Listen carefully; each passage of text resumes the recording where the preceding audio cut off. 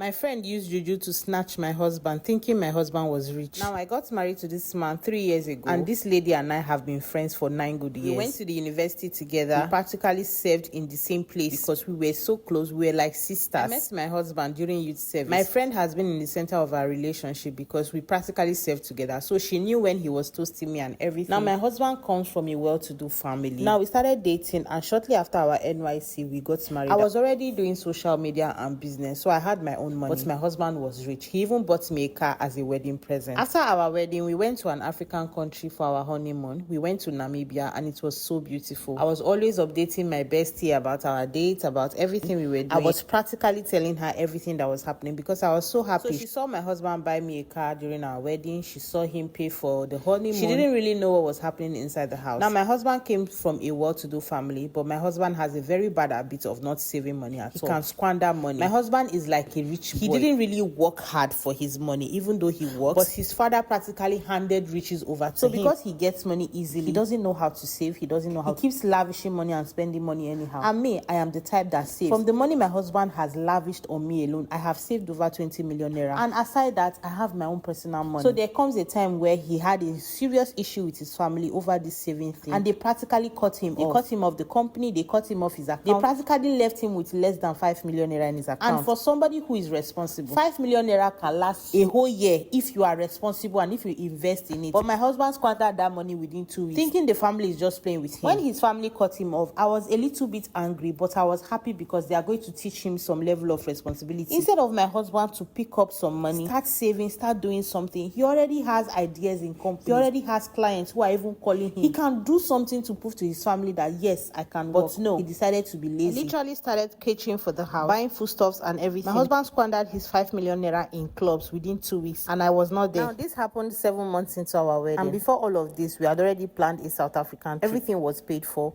It was just for us to travel. Now, the date is there, and my husband has no money. And me, I'm not about to miss out my trip. Since he had already paid for everything, I decided, okay, let's just go. If it's buy little things, I can afford that. So we went on that trip. We did a little shopping. I still bought for him because I have my own money. So even after our trip, my friend would be gisting me and saying, girl, you are so lucky. Your husband is this. I'm still single in the streets. Nothing is happening. You know, I'll be telling her, yes, so my husband is a godsend to me. He does this, he does that. He's even planning to change my car. She will be like, you guys have gone to Namibia. You guys have gone to South Africa. She was just saying all sort of things. And I was just playing along because I was not embarrassing myself by telling her that my husband does not even go to work anymore. To cut the long story short, almost 2 years into our wedding, my husband practically started hating me. This is somebody that I have been managing. Go to work, no. If not for his friends and the connection he has made, he will practically have no 10,000 naira to spoil his car. His friends will still bring one deal. He will make 200k, 500k for me. Because of pride, he refused to go and beg his father or do anything to prove to his father that yes, I can work. He practically allowed pride to ruin everything for him. Somebody that was earning nothing less than 10 to 20 million naira in a month is now earning 200k, 500k once every other month. And I was minding my business. All of a sudden, the hatred came from nowhere. My husband would start shouting at me, talking about all this. Before you know, he started mentioning my friend's name. Your friend is better than you. She talks with much respect. This one, you will soon leave this house. I'm like, this man that is practically obsessed with me. What is all of this? Where is this one coming from? Even though there is no money, I know that my husband loves me to feel. So one day I wrote to my friend and I told her that the way my husband loves me these days, I don't understand. This man is practically obsessed. He will wake up every morning singing praises of love to me. She was like, really?